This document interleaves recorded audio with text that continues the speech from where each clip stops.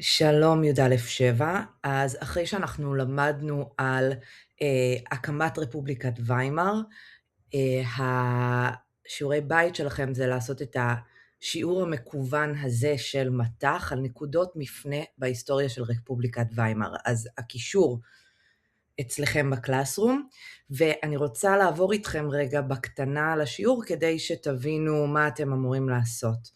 אז קודם כל אני רוצה שתשימו לב שהכל פה די לחיץ. אם אתם לא רואים אפשר לעבור לתצוגה גדולה יותר, לפעמים זה יותר נוח בטלפון, ואם חסר לכם פרטים, כל פעם לוחצים על מה שנראה לחיץ, וזה נותן עוד פרטים על התוכן של השיעור.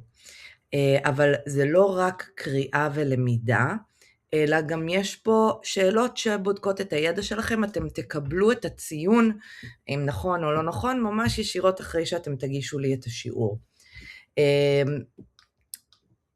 פשוט ככה נכון או לא נכון, זה כל פעם השאלות על התוכן שיש מעל, אוקיי? אז שאלה אחת נוגעת לתוכן כאן מן המחקר.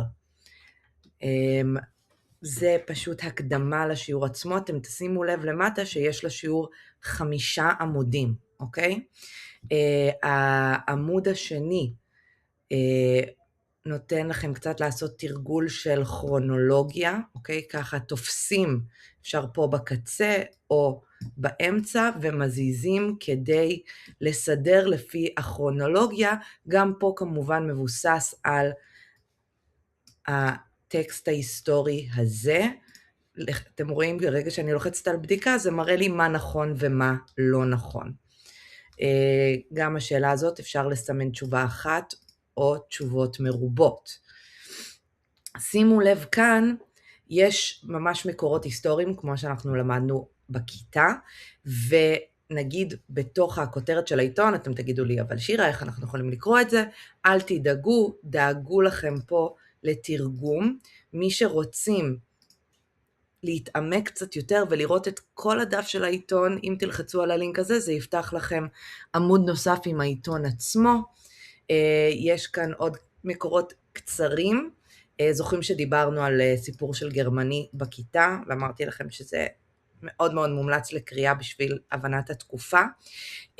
פה אתם רואים אפשר ממש לכתוב תשובה, מה שאולי יבלבל אתכם זה שאין פה איזשהו כפתור רגש, אבל מה שטוב בשיעורים האלה זה שכל ההתקדמות שלכם נשמרת אוטומטית, אתם אחרי נכנסים עם היוזר שלכם של משרד החינוך, אז אם זה פתאום יוצא לכם נתקע, לא לדאוג, ואני יכולה גם לראות בעצמי את כל מה שאתם כותבים, לראות אם אתם באמצע ומה קורה עם זה. נתקדם לעמוד הבא.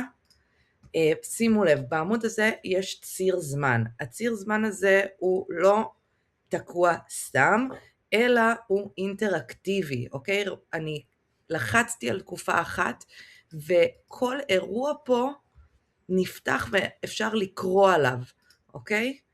אם אני רוצה לחזור אחורה לציר הזמן, מחולק ל3 תקופות, פשוט להיכנס לתקופה ולקרוא על האירוע, ואחר כך יש הרבה שאלות שבעצם מובילות, מתבססות על ההבנה שלכם את ציר הזמן.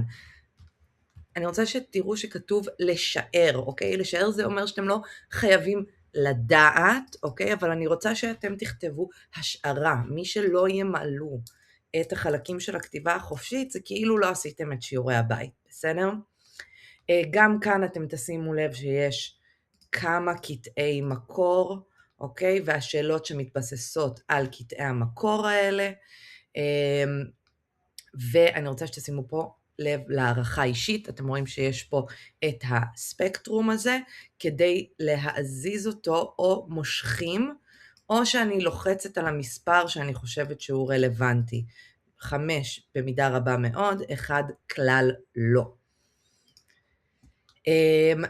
כאן אתם רואים שהנושא זה איך מחלקים את הזמן ההיסטורי לתקופות, יש כאן כל מיני נקודות מבט, וכאן יש ממש הצבעה, אתם תוכלו לראות גם את הדעות של אחרים, מה הצביעו יותר, מה הצביעו פחות, והעמוד האחרון, המורשת של רפובליקת ויימאר, גם פה לשים לב לא לפספס שום דבר, אוקיי? ובסוף יש כאן איזשהו סיכום שחשוב מאוד לשתף, אתם תוכלו לראות גם את התשובות של תלמידים ותלמידות אחרים. אז זהו, ואני